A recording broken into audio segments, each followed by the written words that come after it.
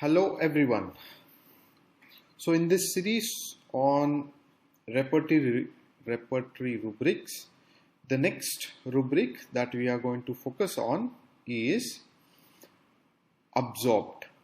So last time we studied the rubric absent-minded, in which we understood that absent-minded means a person who is lost and who is not aware of the surroundings because he is wandering in his mind. In absorbed, again, the patient is lost and he is not present in the moment. But what happens is, the difference between absorbed and absent-minded is, absorbed is more focused. He is completely thinking of one particular thing, while absent-minded is scattered. He is not thinking of any specific things. He is thinking of many things. He is thinking of his job also, family also, himself also, his health also. There are variety of things. In absorbed, a person seems to be focused on only one thing. Complete attention, complete focus on one thing is so much that he is lost and he is not aware of the circumstances around. So typically such patients will tell us that I was so lost in my thought of how to solve this problem that I completely did not recognize that there were other people sitting in this room and they were trying to talk with me, and suddenly they will ask the other person in the room, were you saying something? I was just lost. I was just thinking about, for example, the remedy that I should be giving my patient. Which remedy do I give this patient? I was completely lost and engrossed in the patient's symptomatology that I did not recognize what is happening around me. So absorbed is focused on one particular thing, and absent-minded is more scattered. So what are the common remedies that are there in absorbed? The common remedies in absorbed are Helleborus,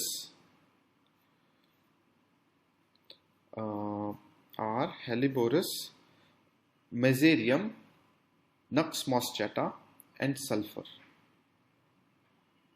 So Helleborus we also studied in absent-minded.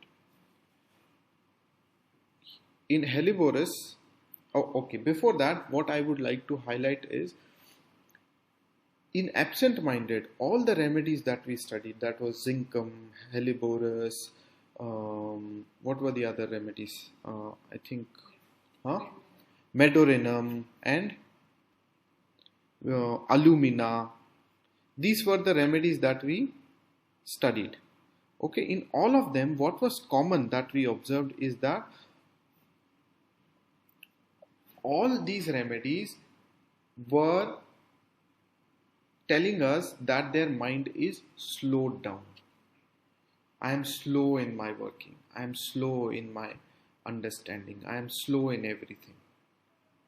In absorbed, you will not see slow. You will see more one particular emotion predominating. So like for example, in Mesarium, there will be lot of anxiety. That emotion of anxiety, oh, what is going to happen to me? What is going to happen to me? Is there something bad going to happen to me? And that whole bad feeling or whole anxious feeling of what is going to happen is especially felt in the abdomen. Emptiness in the abdomen, that is Mesarium. Anxiety especially felt in the abdomen, that is Mesarium. In Nux moschata, again there is lot of anxiety. What is happening? They are, in Nux moschata is lost. He does not know what is happening around him. And the moment he recognizes or he sees that something is happening around him, he's shocked. How? What is happening? Till now nothing was there. I was completely engrossed in my own thought, in my own feeling, and suddenly what is all this happening here? What is this? I can't believe that something like this is happening here. But people around will tell him that, Arey, this was all going to happen. We could see that something like this is going to happen.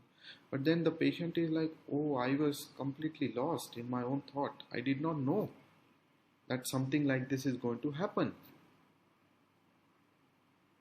Very typical example of Nakshmoschata is when they see that suddenly they are being hit.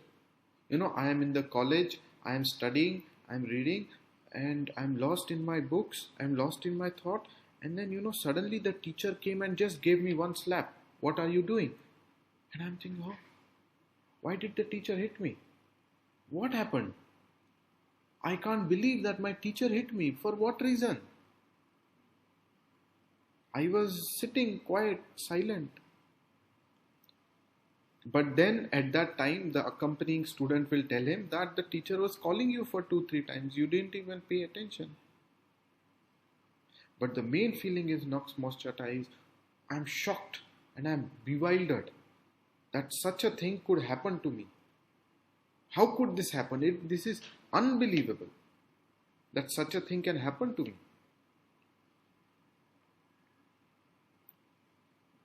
In sulfur, what we will see is, again, he is lost in his own thoughts, making his own philosophy, trying to, give philosophical answers to the whole world and how it is. They are so engrossed and lost in trying to find philosophical solutions to worldly things that they are completely unaware of their surrounding. And when someone disturbs sulfur in such a state, they feel you are such a stupid, idiotic person that you are disturbing me from my own thoughts. You know what great thing I was thinking. How can you disturb? That is why some of the symptoms of sulfur is ragged seems beautiful. People see, are you are thinking of not so much important thing, but for him it is like this is the greatest thing in the world. How can you disturb me from doing such a great work? You stupid idiot. That is how sulfur is. So I hope now you can see the difference between absorbed and absent-minded. Absent-minded more scattered, absorbed more focused. Absent-minded, you'll see more slowness in the patient. I'm slow to answer your questions. I'm slow to narrate my complaints. I'm slow in all my actions. That is absent-minded. If you see patient is saying, oh, I'm lost, I don't know what is happening here, that is more absorbed.